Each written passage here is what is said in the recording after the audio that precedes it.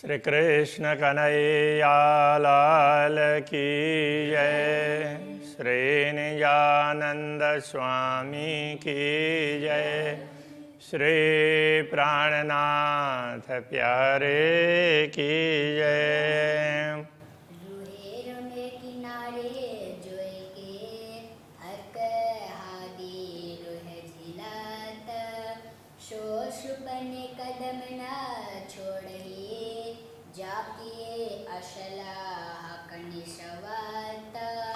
जाके असलह कनिशवत। श्री कृष्ण कन्हैया लाल की जय। श्री राज्य के चरणों को ग्रहण करना चाहिए, उनसे छूट अलग नहीं होना चाहिए। इस भाव को रखते हुए परमधाम के ब्रह्मात्माएं जिनका संबंध पूर्ण ब्रह्म परमात्मा के साथ में है, वो उनके चरणों को कैसे छोड़ सकती है, ये बात समझाते हुए पूरे परमधाम का वर्णन करते हुए समझा रहे हैं। तो अभी पहले वाली चौपाई में ये आया था कि यमुना जी के किनारे विभिन्न घाटों में ब्रह्म आत्माएँ श्री राज्य श्यामा जी के साथ में झीलना करती, जल क्रीड़ा करती। तो उसमें भी खास करके पाट के घाट की बात कर रहे हैं। हक आदि रूहें पाट पर मन चाहे श्रृंगार साजत। तो पाट के घाट में जल क्रीड़ा करके फिर श्रृंगार करते हैं। कहाँ पर जाकर श्रृंगार करते हैं? सबसे ऊपर छत में चांदनी में, वहाँ जा कर के श्रृंगार करते हैं। तो उस समय वो सारी ऐसी लीलाएं होती है, ये समझाना चाह रहे हैं। तो ऐसी आत्माएं जो इन सारी लीलाओं को याद करती हो, तो रूहें हक कदम क्यों छोड़े? वो पूर्ण ब्रह्म परमात्मा के चरणों को कैसे छोड़ेगी? जाकि असल हक निश्वत, जिनका असल संबंध पूर्ण ब्रह्म से है। रूहें मिलावा रस बाग में, परमधाम के विभिन्न बागों में ब्रह्मात्माएं मिलती है। उनकी बैठक होती है किसके साथ? श्री राज्य श्यामा जी और ब्रह्मात्माओं के साथ में। जैसे शाम के समय पर विभिन्न स्थानों में जाकर के, अलग अलग स्थानों में जाकर के क्रीड़ाएँ करते हैं। उसके बाद में फिर जल क्रीड़ा करते हैं, फिर श्रृंगार करते हैं, फिर कहीं भी वहाँ बैठक भी होती है। तो इन जहाँ भी बैठक होती है वो मिलावा है। तो परमधाम के बागों में ब्रह्मात्माओं का श्री राज्य श्यामा जी और के साथ में बैठक होती है। देखो कि न विदय शोभिता, उस समय बागों की शोभा बढ़ती है। रूए हक कदम क्यों छोड़ई, जाकी असल हक निश्वत। ऐसी ब्रह्म आत्माएं पूर्ण ब्रह्म परमात्मा के चरणों को कैसे छोड़ सकती है? अब खास करके अभी ये बाग तो यमुना के किनारे के ही बाग आगे अभी समझ लेना चाहिए। बाकी लीलाएं तो अलग अलग स्थानों में होती है। अभी इसी का वर्णन ये समझना होगा। पशु पंखी बोले इन समय कई भी दबना गूंजता। उस समय पशु पक्षी वगैरह अपने कलरव से पूरे वन को गुंजित कर देते हैं। रूए सुपने कदम न छोड़ई, जाकी असल हक निश्वत। तो जिनका संबंध पूर्ण ब्रह्म परमात्मा से है, ऐसी ब्रह्मात्माएं उनके चरणों को कैसे भूलेगी? तो ये सारी लीलाएं करने वाली ब्रह्मात्माएं उनके चरणों को नहीं भूल सकती है। वेद वेद के कुंज वन में हक रूहें केल करत। अब कुंज निकुंज वन का वर्णन कर रहे हैं। वहाँ जा कर के श्री राज्य श्यामा जी और ब्रह्मात्माएं विभिन्न लीलाएं करते हैं। तो ऐसी लीला में रहने वाली आत्माएं सो क्यों छोड़े इन कदम को, जाकी असलह का निश्वत। तो ऐसी आत्माएं पूर्ण ब्रह्म परमात्मा के चरणों को कैसे भूल सकती है? बट पीपल की चौकियाँ हक आदि रूहें सिंचता। बट पीपल की चौकी की बात की, तो वहाँ बैठ कर के तो वहाँ अलग अलग लीलाएं करते हैं और साथ में वो झूलते भी हैं। तो झूले तो वहाँ के प्रसिद्ध है, कितने 5-5 भूमिका पर्यंत तो उसमें झूले लगे हुए हैं, तो अलग अलग स्थानों में जा कर के झूलते हैं, तो सबको बड़ा आनंद आता है।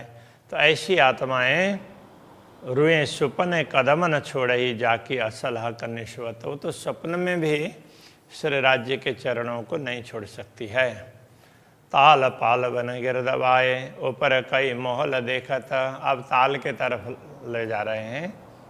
ताल का पाल के ऊपर में वृक्षावली है, वृक्षों की पंक्ति है, तो उसमें भी ब्रह्मात्माएं खेलती है। और वहाँ महल वगैरह भी है, ऊपर कई महल देखा था, वो अलग अलग प्रकार के महल दिखाई देते हैं। तो उन सब महलों में, ताल में, पाल में ब्रह्मात्माएं खेल करती है। पाल के महलों में सो क्यों छोड़े हक कदम को जाके असल हक निश्वता। ऐसी ब्रह्मात्माएं पूर्ण ब्रह्म परमात्मा के चरणों को कैसे छोड़ सकती है। शोभा चारों घाट की जित जोए हव जब मिलत। चारों घाट की शोभा बता रहे हैं। और उसमें भी जहाँ से यमुना जी ताल में प्रवेश करती, वो कितने देवरी का घाट है? 16 देवरी का घाट। उसकी भी एक विशिष्ट प्रकार की शोभा है। तो ये चारों घाटों का वर्णन करते हुए इसका भी वर्णन कर रहे हैं। तो यमुना जी जहाँ से प्रवेश करती है, तो उस घाट का रोए सुपने कदम न छोड़ई जाकी असल हक निश्वत। तो ये ब्रह्मात्माएं जिनका असली संबंध पूर्ण ब्रह्म से हैं, वो इन चरणों को कैसे छोड़ सकती है। ये जो कहे मेहरावा घाटों ऊपर शोभित। ताल के तरफ से देखते हैं तो घाटों में अलग अलग कमान दिखाई देते हैं। घाटों के दीवाल में तो वो कमान, छोटे दरवाजे हैं, तो वो शोभायमान है। हक कदम हृदय रूह के जाके असल हक निश्वत। तो ब्रह्मात्माओं के हृदय में तो पूर्ण ब्रह्म परमात्मा के चरण कमल हैं, इसलिए उन चरण कमलों से तो वो दूर हो ही नहीं सकती। खेले हौज कोशर के बाग में रूहें बन डारी झूलत। तो ताल के बाग में तो ब्रह्मात्माएं खेलती है। और वहाँ पर जो वृक्षावली है ऊपर पाल पर, तो उनकी शाखाएं बहुत लंबी लंबी है। तो उन शाखाओं में भी ब्रह्मात्माएं जा कर के खेलती है और वहाँ झूलती भी है। वहाँ झूले वगैरह हैं। हक चरण सुपने न छोड़ई जाके असल हक निश्वत। ऐसी लीला करने वाली ब्रह्मात्माएं पूर्ण ब्रह्म परमात्मा के चरणों को नहीं छोड़ेगी। रुएं खेले टापू के गुर्ज में जा झरोखों बैठत। तो अब टापू महल के द्वीप प्रसाद की बात कर रहे हैं। तो वहाँ पर वो जैसे द्वार विशेष हैं, ऐसे गुर्ज भी विशेष हैं। और वहाँ गुर्ज में जा कर के झरोखों में बैठ कर के तो चारों दिशाओं के तो उनमें दर्शन करती हैं। कभी किसी झरोखे में, कभी किसी गुर्ज में जा कर के वहाँ के झरोखों में। तो इस तरह से चारों तरफ के दृश्यों का दर्शन करती है। तो सो क्यों रहे हक कदम बिना जाके असल हक निश्वता। ऐसी ब्रह्मात्माएं पूर्ण ब्रह्म परमात्मा के चरणों के बिना रह नहीं सकती। खेले अरस हौज टापू मिने हक भेले चांदनी चढ़त। अब वहाँ की लीलाओं में एक चांदनी की लीला, वो भी एक विशेष प्रकार की होती है। तो वहाँ चांदनी में श्री राज्य और श्यामा जी बीच में हैं, चारों तरफ परमात्माएं बैठी हैं और उनसे निकलता हुआ प्रकाश से पूरा आसमान में पहुंच जाता है और चंद्रमा के किरणों के साथ में जा कर के वो जूझने लगता है। और फिर वहाँ बैठ कर के चारों तरफ देखते हैं तो तालाब का चारों तरफ जल है, उसका भी प्रकाश ऊपर जाकर के चंद्रमा के किरणों के साथ में मिला हुआ हो, उस प्रकार का लगता है। तो ये सारे दृश्य चांदनी के तो वहाँ छत में बैठ कर के की हुई लीलाओं के दृश्य हैं। तो रूहें क्यों रहे इन कदम बिना जाके असल हक निश्वत। तो ब्रह्मात्मा इन चरणों के बिना कैसे रह सकती है। अब ये अलग अलग लीलाओं का दर्शन करवा रहे हैं और चरण कमल को याद करते हुए तो इन सब को दर्शन करना है, वो बात यहाँ पर समझा रहे हैं। नहरें मोहल ढापियाँ जल चक्राव ज्यों चलत। अब आगे वो माणिक पर्वत की बात कर रहे हैं, माणिक महल, वहाँ पर नहरें वगैरह, महल के नीचे से भी नहरें निकलती है और अलग अलग दिशाओं में निकलती है। तो इस तरह से नहरें मोहल ढापियाँ, तो महल के से ढपी हुई नहरें तो वहाँ पर निकली है। जल चक्राव ज्यों चलता, तो वहाँ पर अब नहरें कैसी है, इस तरफ से ऐसे वृत्ताकार में भी है, ऐसे क्रॉस भी है, तो इस तरह से, और उनमें से वो फुहारे वगैरह भी निकलते हैं। तो ऐसे ये तो जल है वो उस तरह से ऐसे घूम करके निकलता है बहता हुआ। तो मोमिन हक कदम क्यों छोड़े जाके असलह करने शिवता। ऐसी लीलाओं के पात्र ब्रह्मात्माएं पूर्ण ब्रह्म के चरणों को नहीं छोड़ सकती। कई मोहल मानिक पहाड़ में हिसाब में ना आवता। ऐसे अनेक प्रकार के महल हैं मानिक पहाड़ में। तो वह मानिक पहाड़ स्वयं भी विशेष है और उसके चारों तरफ वो नहरें वगैरह और वहाँ से फुहारे, वहाँ से वो जलधाराएं निकलती है, और फिर नीचे भी नहरें हैं, वहाँ पर भी फिर नहरों के बीच में कुंड है, उसके चारों तरफ में कुंड भी क्या है, वो ताल ही है, तो उसके चारों तरफ में महल हैं। तो उसके फिर वो ऊंचाई वो बढ़ती बढ़ती मानिक पर्वत के तरफ में गई हुई है, झूले लगे हुए हैं। तो इनमें तो ये कितने महल हैं जिनका कोई पारावारी नहीं है, हिसाब में ना आवता। तो ऐसी महलों में लीला करने वाली आत्माएं अपने धनी के चरणों को नहीं छोड़ सकती। वो कहना चाह रहे हैं, ये मोमिन हक कदम क्यों छोड़े ही जाके असलह का निस्वत। कई ताल नहरें मानिक पर ढिग हिंडोलों चादरें गिरत।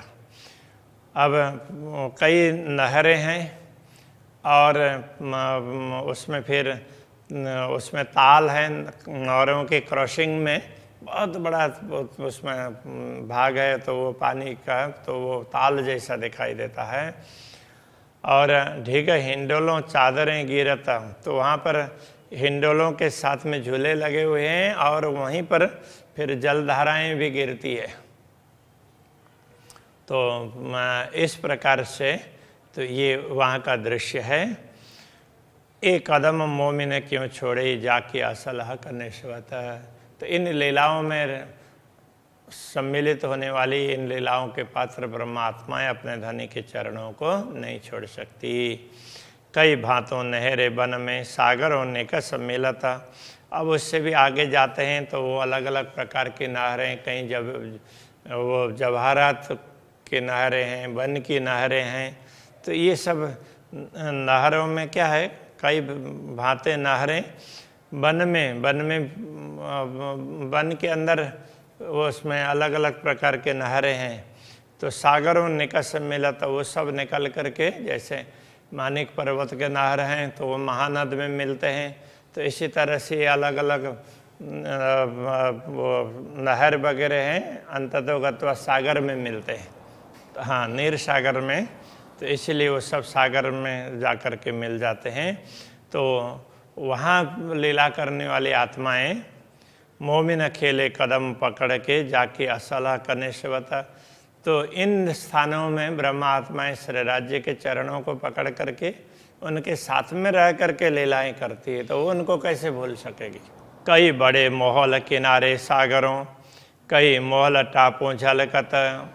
अब सागरों के किनारे में, तो सागर और फिर द्वीप, तो सागरों के किनारे में भी अलग अलग महल की बातें बताई गई है। तो वो दृश्य हैं। तो कई बड़े महल किनारे सागर के किनारे में ऊंचे ऊंचे महल हैं, क्योंकि वहाँ तो बड़ी रांग और उसके आगे हैं, तो बड़ी रांग का तात्पर्य ऊंचे ऊंचे महल हैं, इसलिए उनको ऐसे रांग कह दिया, किले की तरह से। तो ऐसा कोई रांग उंग कुछ नहीं है, वो किले, वो ऊंचे ऊंचे भवन है। कई महल टापू झलकता, और वहाँ पर टापू में भी कई प्रकार के महल हैं। तो वहाँ सागरों में, वहाँ के टापू में, वहाँ के प्रासादों में श्री राज्य के साथ में लीला करने वाली ब्रह्मात्माएं ये मोमिन कदम सुख ले वही, वो पूर्ण ब्रह्म परमात्मा के चरणों का सुख वो लेती रहती है। जाकी असल का निश्वत, उनका संबंध पूर्ण ब्रह्म से है, इसलिए वो चरणों को भूलती नहीं है। आगू बड़ा चौगान बन बिना दूब कई दुली चौ जुगत। अब यहाँ पर सीधा उधर सागरों से फिर लौट करके आए, रंग भवन के आसपास का दृश्य बता रहे हैं। रंग भवन के नजीक में ही बड़ा चौगान, वन बिना, वृक्षों के बिना बहुत लंबा चौड़ा मैदान है, तो पश्चिम का चौगान कहते हैं। दूब कई दुली चौ जुगत, वहाँ पर दूब वगैरह भी हैं, तो वो दूसरा दूब दुलीचा और पश्चिम का चौगान ये अलग अलग है।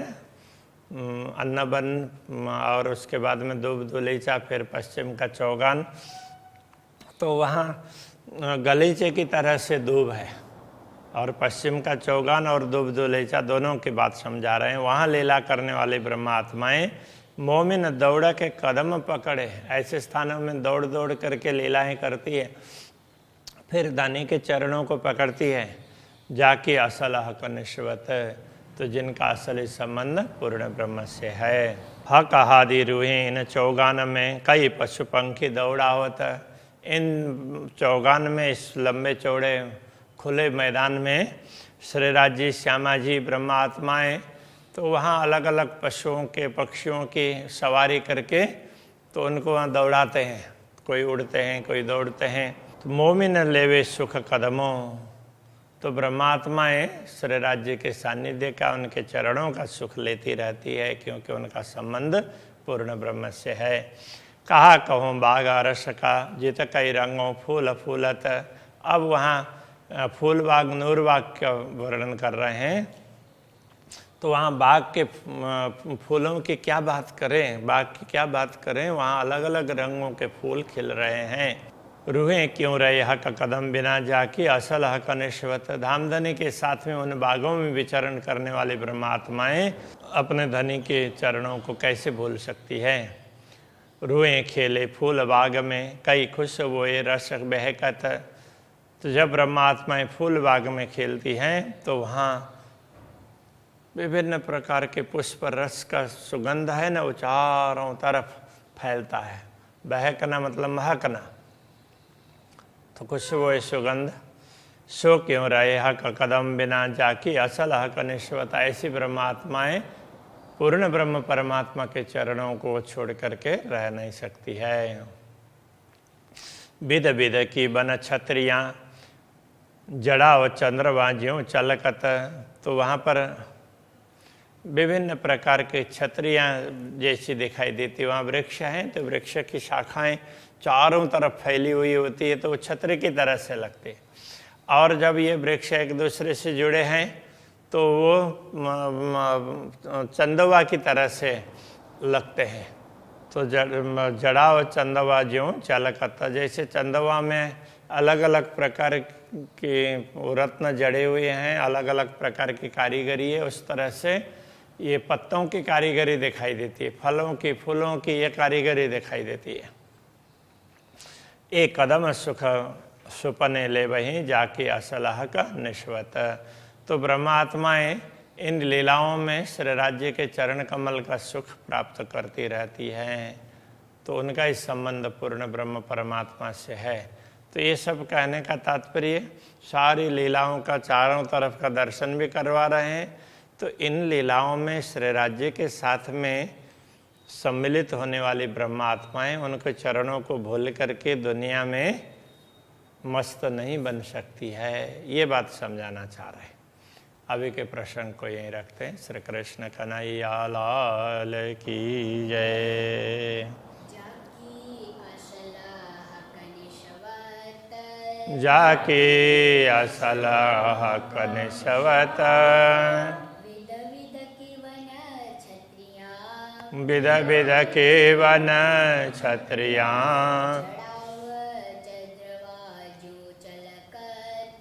जड़ावत चंद्रमा ज्यों छलकत कदम सुख सुपने ले वही एक कदम सुख सुपने ले वही जाके असलाह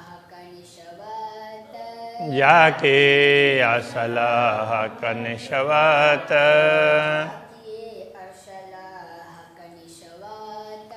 जाके असलाह कनिशवत। कृष्ण कन्हैया लाल की जय, श्री सद्गुरु महाराज की जय।